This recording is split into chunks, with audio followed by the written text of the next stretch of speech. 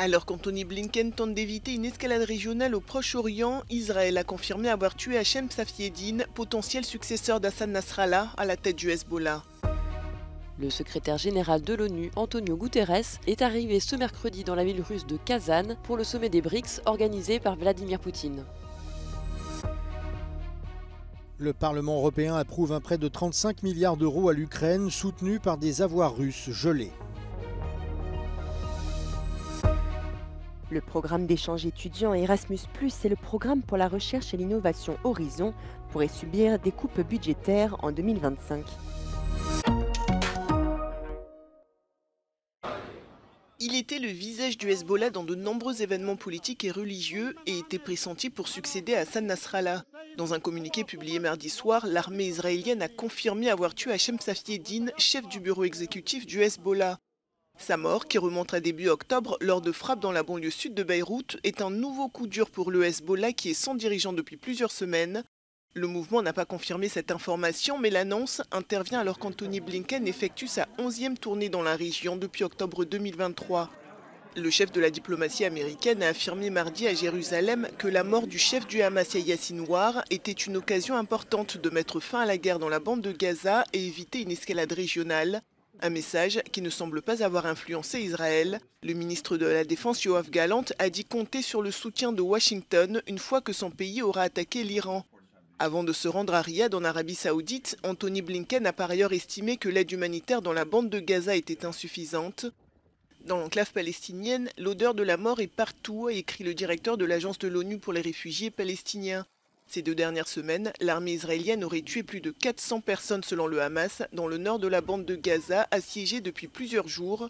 Alors que rien ne semble arrêter cette guerre, côté israélien aussi la population s'impatiente. Plusieurs hommes d'affaires israéliens proposent chacun une récompense de 100 000 $ à quiconque permettra de libérer un otage vivant. Le secrétaire général de l'ONU, Antonio Guterres, est arrivé ce mercredi dans la ville russe de Kazan pour le sommet des BRICS organisé par le président Vladimir Poutine. Sa participation a été vivement critiquée par le ministère ukrainien des Affaires étrangères, qui l'a qualifié de mauvais choix, alors même que le responsable onusien a décliné l'invitation de l'Ukraine au sommet pour la paix. Avant l'ouverture formelle du sommet, Vladimir Poutine a multiplié les rencontres bilatérales. Le président russe s'est notamment entretenu avec son homologue indien Narendra Modi, dont le pays exporte le pétrole russe, et le dirigeant chinois Xi Jinping, qui apporte un soutien économique à la Russie face aux sanctions occidentales. Les États des BRICS, qui pèsent désormais économiquement 2 fois plus lourd que l'Union européenne, entendent discuter des moyens pour réduire la dépendance au dollar américain, une devise dominante dans les transactions mondiales, notamment en mettant en place une alternative au réseau de paiement international SWIFT. Le Parlement européen a approuvé une initiative visant à accorder un prêt de 35 milliards d'euros à l'Ukraine, garanti par des actifs russes gelés. Quelques 210 milliards d'euros d'actifs sont en effet détenus dans l'UE depuis l'invasion de l'Ukraine en février 2022. Le projet a recueilli 518 voix pour, 56 contre et 61 abstentions. Ce prêt constitue la partie de l'UE d'un ensemble de mesures adoptées par le G7 en juin dernier, visant à fournir à l'Ukraine une aide financière pouvant atteindre 45 milliards d'euros pour soutenir les efforts militaires et de reconstruction.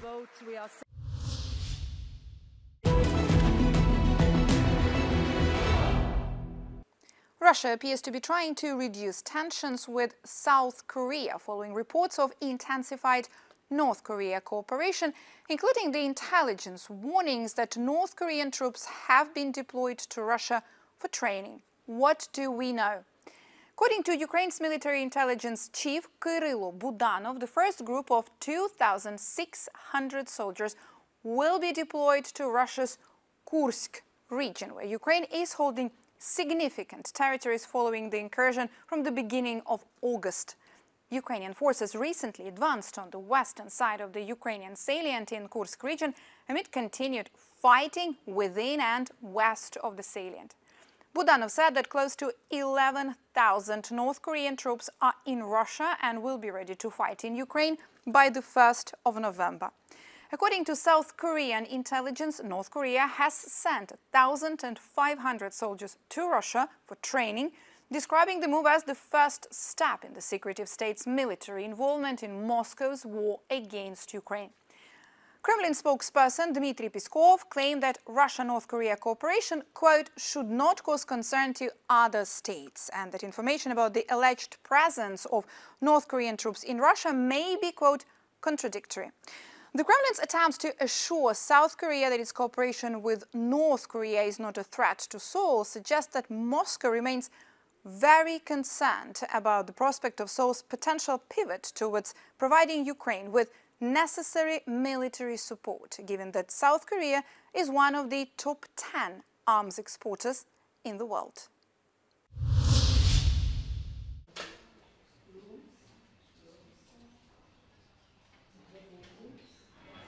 Le programme d'échange étudiants Erasmus+ et le programme pour la recherche et l'innovation Horizon Europe pourraient subir des coupes budgétaires en 2025. Le Conseil de l'UE, qui représente les gouvernements nationaux, a proposé une baisse de 295 millions d'euros pour Erasmus+.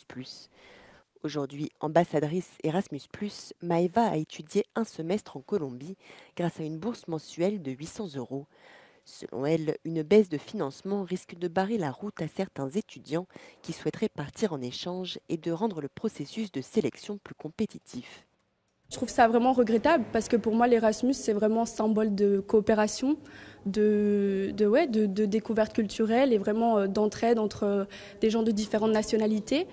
Et moi sans Erasmus+, j'aurais jamais été capable de me payer mon échange et de découvrir tout ce que j'ai découvert pendant ces mois d'échange universitaire. Le Conseil de l'UE propose également d'allouer 400 millions d'euros de moins que ce qui était initialement prévu par la Commission européenne au programme pour la recherche et l'innovation Horizon. Les acteurs de la recherche craignent que ce gel des financements impacte négativement l'innovation en Europe et la compétitivité de l'UE. Europe has to have the place that works in the real world. We had to be very demanding with competitiveness, and innovation without competitiveness can be real. Le Conseil de l'UE veut réduire ses dépenses, notamment pour donner la priorité au soutien à l'Ukraine ou encore au remboursement du plan de relance mis sur pied pour faire face au choc économique de la pandémie de Covid-19. De son côté, le Parlement européen devrait lutter pour maintenir ses financements. It's something typical. The European Parliament always tries to leverage the budgets, and the European Council always cuts. So for us, it's a mistake. Après un vote en plénière mercredi, les eurodéputés devront parvenir à un accord avec le Conseil pour boucler le budget 2025 avant la fin de l'année.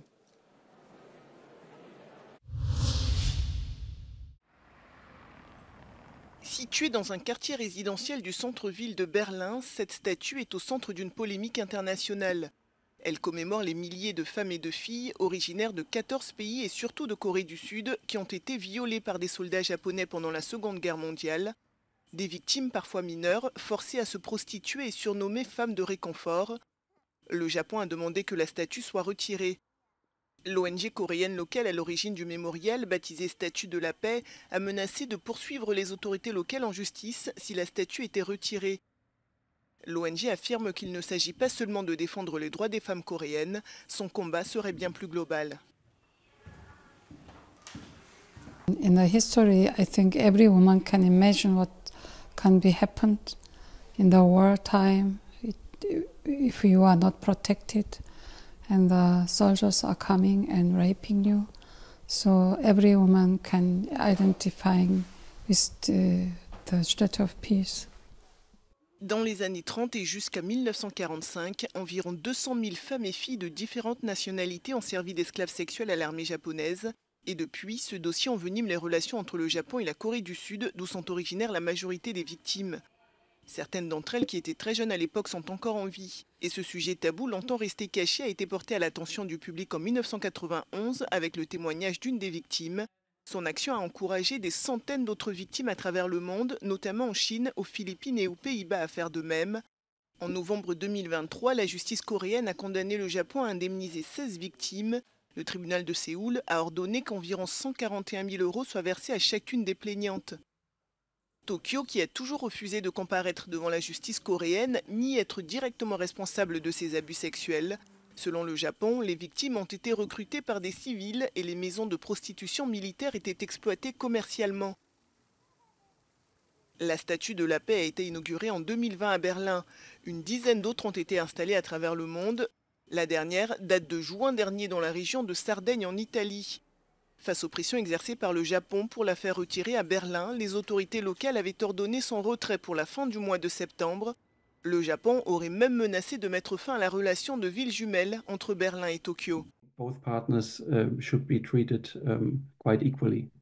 And so far this case of the Comfort Woman statue in Berlin lacks a bit of that cautious and balanced approach. A source with the Foreign Office told Euronews that freedom of opinion and of the arts are fundamental to Germany's constitution. However, they said that what happens with the statue is up to the district, and the Foreign Office cannot provide instructions on the subject. Interrogée par Euronews, l'ambassade du Japon affirme que la statue servirait de symbole pour accuser le Japon et que le mémorial avait provoqué des troubles à Berlin. Mais tout comme le maire de la capitale allemande, l'ambassade a également qualifié la décision de la retirer d'unilatérale. Une pétition en faveur du maintien de la statue a déjà recueilli plus de 3000 signatures. It's not only our wish. The many people who are living in this area, they want to keep the Statue of Peace.